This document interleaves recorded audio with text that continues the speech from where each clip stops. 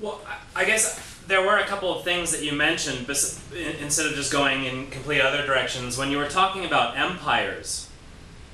And I don't know if it can't be just from specifically watching your channel, because I watch a lot of channels, but I get this idea that somewhere, possibly in the military of each country, maybe not every country, there are probably some countries that don't really have much of a military, but in most of the larger countries and in some smaller countries, it seems like somebody in the military is still has this idea of almost a game of Risk or something like that, where there still has to be some push and pull with other countries, whether it's for resources or whatnot. And I wonder, do you have that idea that there, even though we live in the 21st century where everyone should be globalized and getting along with each other and sharing, it seems like there's still people in, say, the Russian government, Chinese government, American government who are still have this idea that they've got to take something else over? Well, that's the problem of an empire in decline, because it sets the conditions for competing empires. And that's where the long cycle of history fits in, because you can see these empires come and go by looking at the maps of history. So you can see empires in Turkey, you can see empires in China, you can see empires in Russia, you can see the Napoleonic Empire, and each of these empires sought to establish stability for trade. And usually at the center of empire, that is the country which benefits most. But those empires also provide stability at the extremity. So when I describe the Middle East and North Africa, we're looking at instability, first in the extremity of this empire in the Middle East and North Africa, where the US, and to some extent the contention between the US and Russia has been, and two competing empires, has been a stabilizing force. We watched the Soviet Empire collapse, only to now try to reassert itself as a Russian empire. So we see the extremity breaking, and then we see maybe a little bit further in is the Eurozone, and a little bit further in is Japan, and then a little bit further in is the United States. And we've seen this rolling instability of empire from the extremities on inwards. And in that weakness, other empires look to express themselves. And is that rational? In some regards, the Russian Empire has tremendous energy resources which are flowing to Western Europe. In other empires, it's an aspiration where I aspire to the history of my people. I want to recapture the Ottoman Empire. I see instability in Iraq. I see instability in Syria. And here I am in Turkey that was once looking west and now looks east. So the weakness of the US empire brings me to the statements which I open with. The United States can be a dangerous enemy in the near future. The United States is and will become a more dangerous friend. And that also ties into this idea of empires being paper tigers, empires in failure being paper tigers, superficially powerful, but prone to overextension, leading to the sudden collapse. In the United States, there is a mantra that I can be my own empire, that I can be self-sufficient. But is it really realistic to imagine yourself in a world with so many people as being some sort of, I wouldn't call it survivalist, but being some sort of mountain man in the middle of New York City? I mean, it's not going to happen. There is an interdependence of people called integration, and empire and money is a function of empire, is part of that glue that holds us together. It means presently that goods can flow around the world, that your jobs in Taiwan might be feeding a consumer product in the US, or it might be shipped off to Japan and integrated into a product and then shipped off to Europe and then marketed. So this integration is a function of empire. The glue holding our relationships together is a function of empire. Some contention is productive because empires tend to be inflexible. But they're in a situation of competing empire is where you see the scenarios of war. And right now, that in failure, sometimes war has been the final arbiter. But is it really necessary to have a war if we are objective about where we are? Additionally, when you look at the body of artifacts that were developed by mankind over time, much of the development of these artifacts were a result of war. And Fuller makes the argument that we can really dedicate our thinking power to developing the same advances in technology, this ephemeralization concept, without the mechanisms of war. Because he was born at a time where none of our advanced technologies were. And he saw a time of an integrated computer, of distance learning, and all of these other things. He designed buildings which used the least materials to give you the most square footage. And he talked about just the waste and lack of innovation. And when you look at some of the ideas that we have presently, they're very against the idea of innovation. The free flow of information isn't free in a world where there is perpetual lockdown of international intellectual property. There's a perpetual lockdown of intellectual property. And those places that are being more successful presently have looser laws in regards to intellectual property. Why do we have laws on intellectual property that run in perpetuity? Well, whose interests does that serve? And when we look at the corporate system, have corporations failed to become utilities?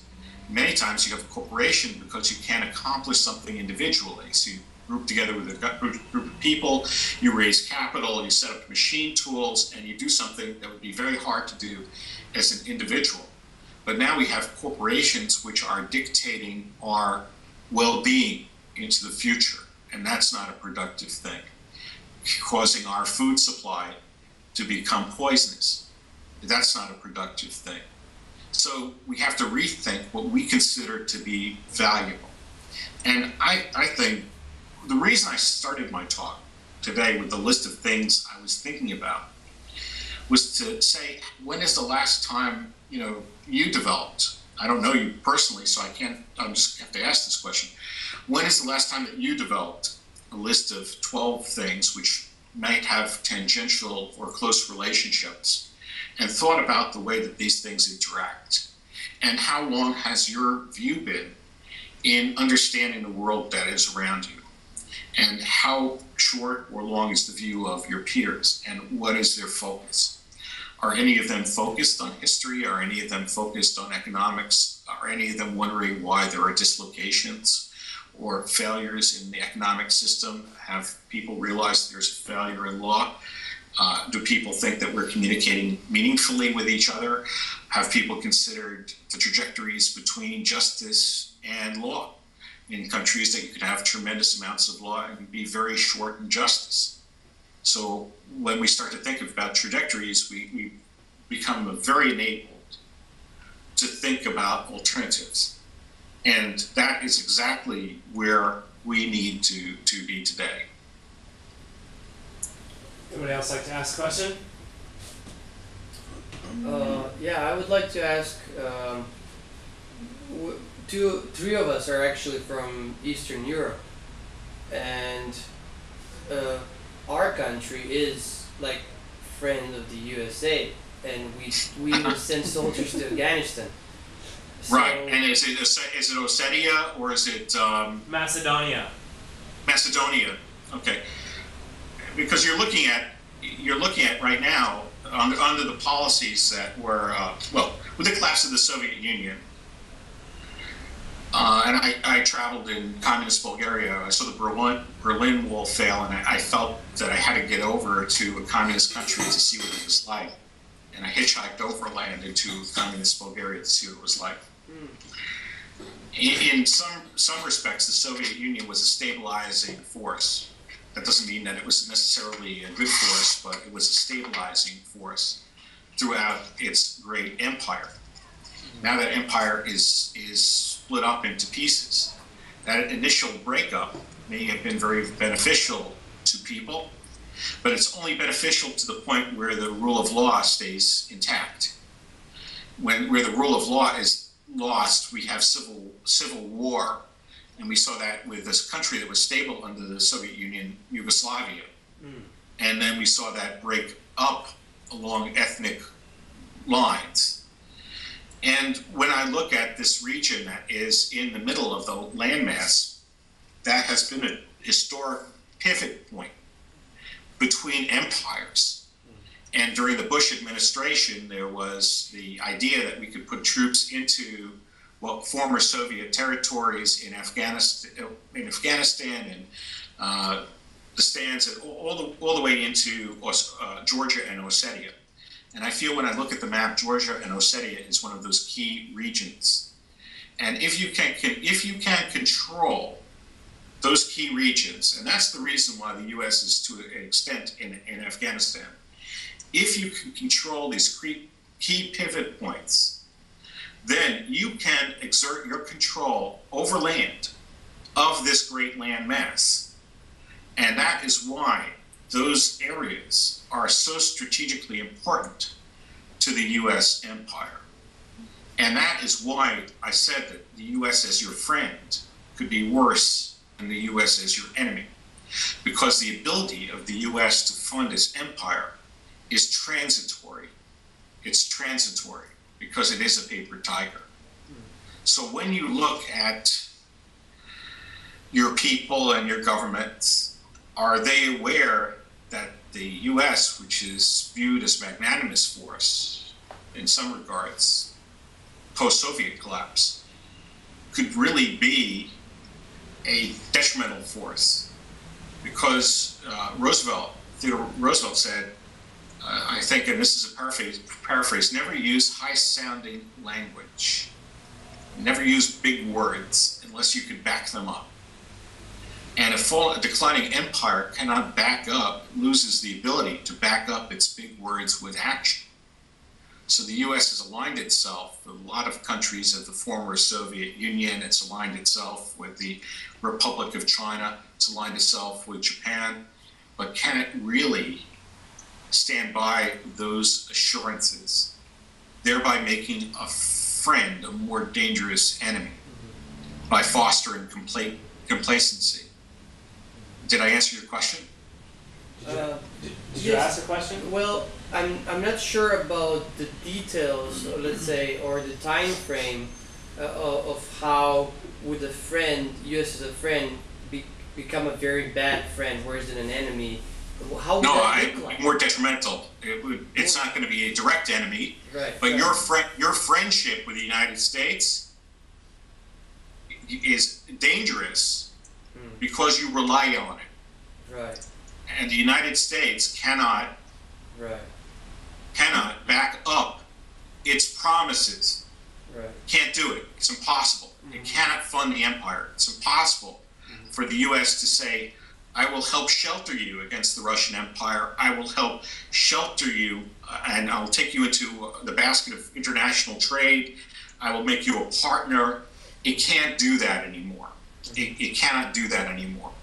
So its friendship becomes a very dangerous thing because it is assurance on the part of these countries that have accepted that friendship that they could provide stability, when in actuality, the United States cannot do that in a sustained manner. It cannot provide stability. Right. It now wants to provide instability in lieu of stability. You see, you're thinking. Yeah. Do you want to just try it again? Yeah, I think I understand. You're saying that the U.S. will, in these borderline areas, might actually benefit from instability and basically create, like sell us out or just basically trample. It may not be able to pay for its commitments. Right. So the U.S. will not be able to pay for its commitments. So we have leaders of the world, and they say, look, if I'm friends with the United States, things will go well with me. I will be part of the global empire. I will benefit by the law that the global empire imposes. I'll benefit from the trade. I will benefit because my enemies will not attack me. And that's the perception that your politicians have. But the reality is that the empire has to be funded, it has to be paid for. It relies on obsolete technology. The empire cannot be paid for because the U.S. does not have a strong economic engine. It has not gone and been responsible to itself, and your leader in delegating responsibility to others is being irresponsible to you. And when we had a more brilliant level of leadership in the United States, we don't have that leadership anymore. We had trilateral diplomacy. It was something coined by Henry Kissinger. It was a manipulative diplomacy, where he would play Russia against China in a great game of chess. And this soft power, that's what it's called, soft power, would be a benefit to the US empire. And it would allow it to do big things using little cost, little military cost. It would make one country afraid of the other, and it would be able to use its influence with very little cost. The more a country uses its military, the less effective it can be. It is very costly to do this. And you need a strong economy to do that. The United States has been using its military in many places, and it occupies even more in one way or the other. It has commitment in Vietnam it couldn't fulfill.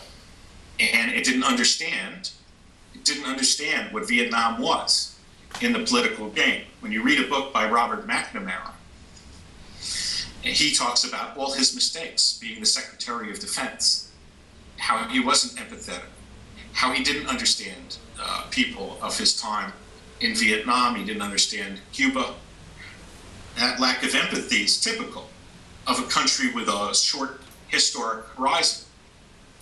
But when you look at the Russian Empire, how long has that been there in one way or a form? When you look at the Chinese Empire, how long has that been there in one way or a form? And when you look at the US, it's a very young country, and it may not understand the long view. So why would you rely upon it for a long commitment, especially when it cannot afford? And how come the United States spends $1 trillion a year presently, $1.2 trillion? That's not the published figure, but that's the figure I estimate, $1.2 trillion a year. What exactly is it getting for that? And why is it allowing other countries to benefit from that, including China? And that's because it is this corporate empire that stabilizes the world. And that's the paper tiger. The corporate empire is that paper tiger. The arm, the muscle of the corporate empire, the reserve currency of the world presently, is that paper tiger. And they're one and the same. The oil in the ground is that paper tiger. It is part of the meltdown in Fukushima. That is part of the empire. Nuclear energy, that construct is part of the empire. The failure to cost for things is part of the empire. What's the cost of setting up a nuclear reactor? $4 billion? $5 billion? What's the cost of parts of your country becoming uninhabitable? Why did the Soviet Union collapse? Was it, as Gorbachev said, Chernobyl? Or was it perestroika? But we're accounting for things improperly in every regard. The cost of life support isn't factoring in the cost of U.S. military projection. The stability isn't being factored into the equation. The pollution of nuclear pollution isn't being factored into the equation. The oil depletion isn't being factored into the equation. Instead, what we have are these politicians, 666, 633, hope and change, reform, evil empire. We have these shallow, two-dimensional views, one-dimensional view in a structure. And it's sort of a running joke of mine is to use toothpicks and candy, and I use as little as I can, okay, and I put it into a pattern. And you're looking at a structure. You're looking at the smallest structure that is self-supporting and that is strong. I could take this book and I could put it on this and it would probably hold. So this little amount of resources can go and support this great weight. That's the way that we have to think about how we organize ourselves, where you have a little structure. It is materials efficient, it is volume inefficient. Maybe our economic structure is even more complex than the trajectories than just this minimum structure. But our economic system has to be structured in some way. And we've simplified it because we all understand some of the details. We focus on the details, but we don't organize the details. And that is what we have to think about. And I may not have what the answers are, but what I do have is an approach which you can use to think about the structure of the world and then to affect change as a trim tab in it. And today I'm very pleased that the people I'm talking to are much younger than I am. I'm very pleased about that. Because to me, it shows that there is hope.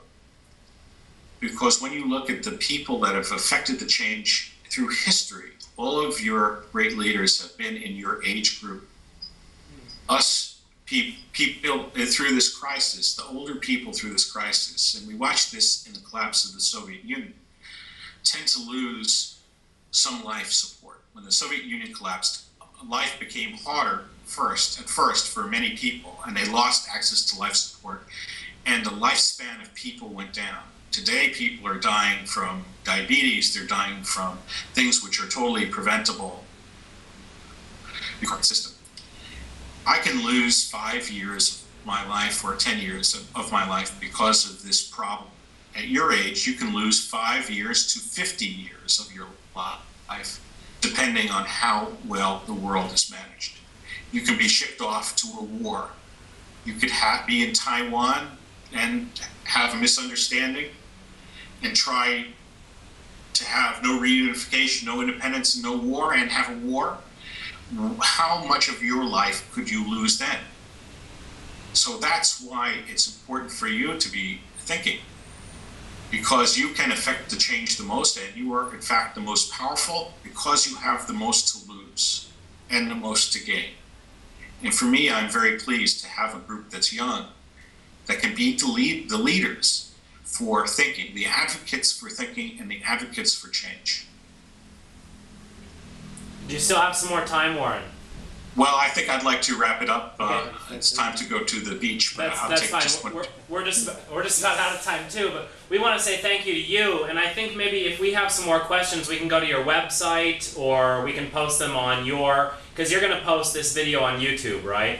Correct. I would prefer if, I think you may be cut off, I may just get the two of you in the middle, the way the video works. That's okay. But if you could use wepollock.com as your starting point. Sure. Because we're watching social networking, and YouTube wants to translate itself into a social networking site. Mm-hmm. And what you'll find is that all the important information is lost, and all the information of no importance becomes popular. So that's the downside of the social networking. So use wepollock.com as your launch point, and we'll talk again, I'm sure. Okay, sure. Well, thank you so much, Warren. Okay, thank you. You enjoy your day. Okay, very good. Okay, Thank bye-bye.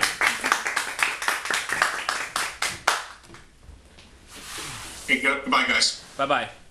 We're not recording if you want to say anything else.